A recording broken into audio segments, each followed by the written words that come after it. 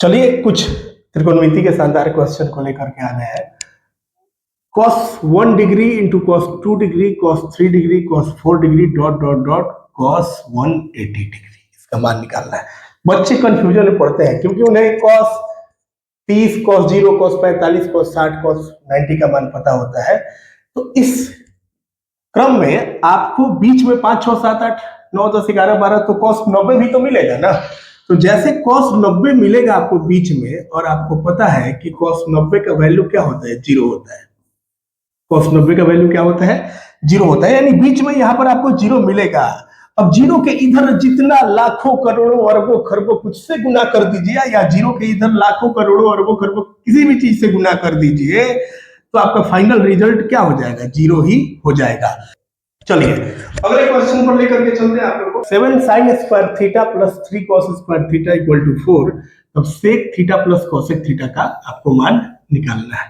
तो इसके लिए देखिए दिया क्या है, आपको दिया है 7 sin square theta plus 3 cos square theta equal to दिया है 4। ठीक है, तो सबको एक में कन्वर्ट कर लीजिए, इसको साइन में बदल दीजिए ना, क्या दिक्कत है। 7 sin square theta plus 3 into cos square theta का वैल्यू क्या होता है जी, 1 माइनस साइन स्क्वायर थीटा होता है इक्वल टू 4। चलिए हल करते हैं इसको।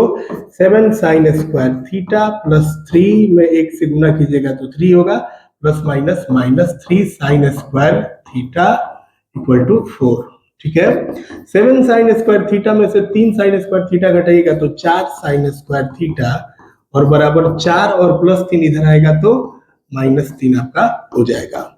यानी साइन स्क्वायर थीटा बराबर क्या हो जाएगा जी, 1, और जो गुना में 4 है इधर आएगा तो बटा में 4 हो जाएगा। जब आप स्क्वायर हटाते हैं तो इधर रूट चढ़ता है, और रूट 1/4 का मान कितना हो जाएगा, 1/2। ठीक है, साइन थीटा का मान जैसे 1/2 आया, आपको पता है साइन थीटा बराबर लंब बटा कर्ण होता है। लंब बटा क्या होता है, कर्ण। तो आपके कर्ण का वैल्यू 2 हो गया और लंब का वैल्यू हो गया आपका 1। ठीक है, अब चलिए आप निकाल लीजिए, यहाँ पे जो नहीं है उसको निकाल लेते हैं ना। तो लंब और कर्ण जब है तो आप निकाल लीजिए आधार। आधार बराबर क्या होता है, रूट अंडर कर्ण स्क्वायर माइनस लंब स्क्वायर, यानी 2 स्क्वायर माइनस 1 स्क्वायर। इसका वैल्यू कितना हो जाएगा, रूट अंडर 3 हो जाएगा। ठीक है, हमें निकालना है sec theta plus cosec theta, कर्ण बटा आधार। तो कर्ण है आपका कितना, 2, और बटा आधार है रूट 3, और प्लस कोसेक थीटा का मान क्या होता है, कर्ण बटा लंब।